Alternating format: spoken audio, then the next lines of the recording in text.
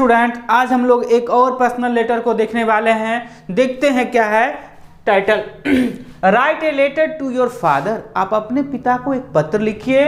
Requesting him to buy you a bicycle. आप अपने पिता को एक पत्र लिखिए और उनसे आग्रह करिए कि आपको वह एक साइकिल खरीद दें। क्या करना है? साइकिल खरीद दें। साइकिल खरीदने के लिए आप अपने पिता को एक पत्र लिखते हैं और उसमें रिक्वेस्ट करते हैं, आग्रह करते हैं कि वह खरीद दें। तो ये ध्यान रखना है कि जब आप साइकिल खरीदने के लिए अपने पिता को कहते हैं तो उसमें कारण भी मेंशन करना पड़ेगा। तो हम लोग किस प्रकार से लिखेंगे जो बेहतर नंबर आएगा? देखिए, पिछले क्लास में हमने बताया था जब भी एग्जाम में पूछता है तो आपको एग्जामिनेशन हॉल, उसका पता और डेट लिखना अनिवार्य होता है। यह एक नंबर आपको देता है। तो क्या लिखना है? Examination hall. क्या लिखना है? एग्जामिनेशन हॉल, काशीपुर समस्तीपुर, जैसे हमने एड्रेस को मेंशन किया है, 22 फरवरी 2023। इस प्रकार से आपको पहले एग्जामिनेशन हॉल लिख देना है और उसके बाद क्या लिखना है? एड्रेस लिखना है और डेट मेंशन कर। फिर आपको शुरू करना है कहां से? माय डियर फादर से। कहां से शुरू करना है? My dear father, I got your letter yesterday. कल मैंने आपका पत्र पाया। अपने पिता से कहते हैं, मेरे प्रिय पिता या पिताजी, कि कल मैंने आपका लेटर पाया। I became very happy to read it. यह पढ़कर मुझे काफ़ी प्रसन्नता हुई। जब मैंने यह पढ़ा तो मुझे बहुत खुशी हुई, बहुत प्रसन्नता हुई। You have asked me to tell you how I am. आपने उसमें पूछा था कि मैं कैसा हूँ, यह बताओ।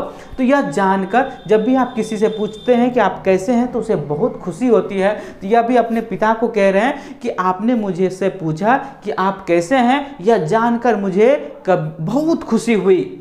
I am getting on very well at school. मैं स्कूल में बहुत अच्छा हूँ। मैं अपनी पढ़ाई जहाँ पे कर रहा हूँ वहाँ पे बहुत अच्छा हूँ। But it is difficult for me to go to a school on foot.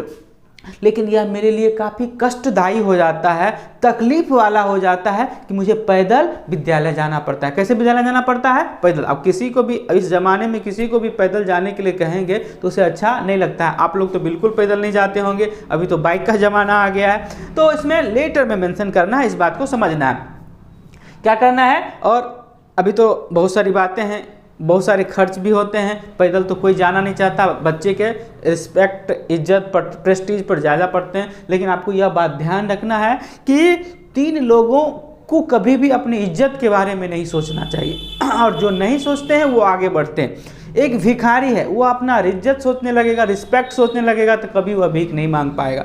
दूसरे हैं छात्र। छात्र अपना इज्जत सोचने लगेंगे तो वह शिक्षा ग्रहण नहीं कर पाएंगे, रिस्पेक्ट नहीं सोचना चाहिए। और तीसरे होते हैं सन्यासी, जिन्हें इज्जत की कोई परवाह ही नहीं होती है। पूरे संसार अगर वह इज्जत का ही परवाह करने लगेंगे तो वह माया मोह से मुक्ति नहीं पाए। तो 3 लोगों को इज्जत का कभी भी सोचना ही नहीं चाहिए कि रिस्पेक्ट क्या होता है। तो हम लोग आते हैं स्टूडेंट की लाइफ में। थोड़ा ये बताने के लिए आपको बता दिए कि it is difficult for me to go to school on foot. यह मेरे लिए कठिनाई पूर्ण हो जाता है, तकलीफ पूर्ण हो जाता है कि मुझे पैदल विद्यालय जाना पड़ता है। कैसे जाना पड़ता है? पैर से चलकर जाना पड़ता है। You know that I have to cover a distance of 2 kilometre daily on foot. आप ये जानते हैं कि मुझे जाने में आने में 2 किलोमीटर दूरी तय करना पड़ता है। कितना किलोमीटर दूरी तय करना पड़ता है?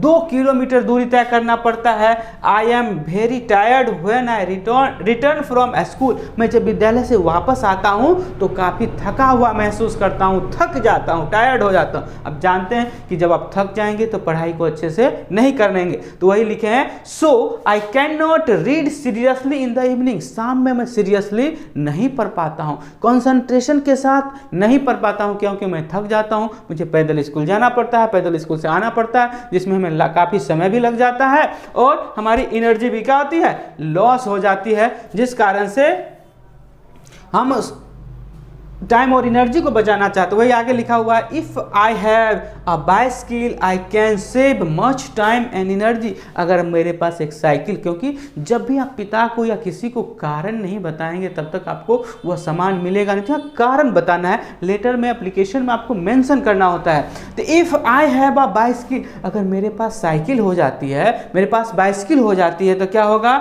I can save much time and energy. मैं काफ़ी ऊर्जा भी बचा लूँगा और समय भी बचा लूँ, क्योंकि पैदल आने में मैं क्या हो जाता हूँ? थक जाता हूँ और पढ़ाई को अच्छे से कर नहीं पाता हूँ।